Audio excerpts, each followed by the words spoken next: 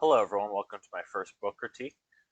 In this video, I'm going to be critiquing two books, starting off with um, Number of the Stars, which is a novel based off of an individual's experience in the Holocaust as a Jewish citizen.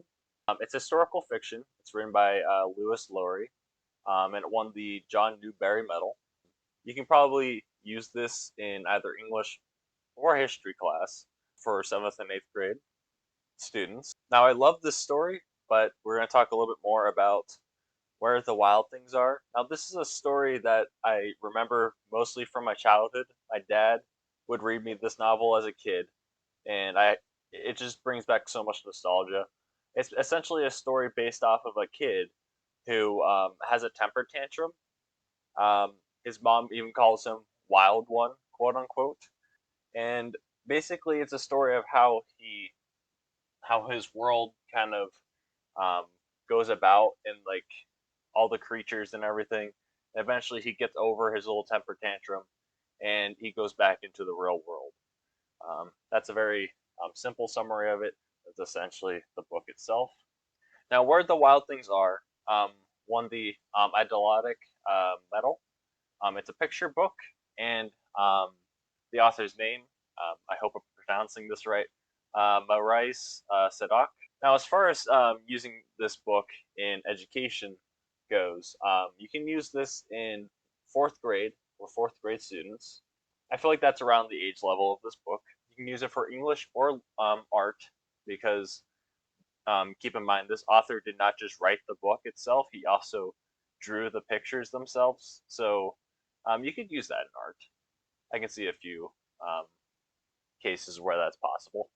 As far as lesson plans go, one of the things that you can do is have the students look deeply into the story, which goes off of which gives them a creative mind. You can have them get into small group discussions to collaborate with their peers about what they experience in that story. So that way it shows different aspects, different point of views of how people view this book.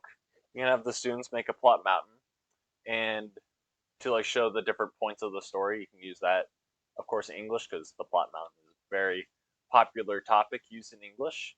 And as far as communication goes, you can always have the small group discussions, go a little bit more broad, and have after the group discussions, have the students share their ideas. And as far as what standards can be used, I went based off of the ISTE standards. Creative communicator is one of them, so that the students themselves can express themselves, and also empowered learner, where we're going to be using Nearpod. Now, going on to Nearpod real quick, I made this little presentation for after the students are reading. It's a little activity they can do as a brief summary of the book itself in like less than 2 sentences. And then you have little discussions or whatever, like why does Max want to leave um, during the story, or what does the imaginary world Max goes into represent?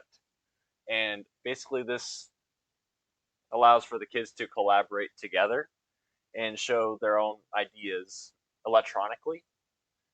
It also helps the teacher to understand what the students are thinking as they're going through the text itself. All right, well, that's the conclusion of this video. Thank you everyone for watching. As always, have a great day and God bless.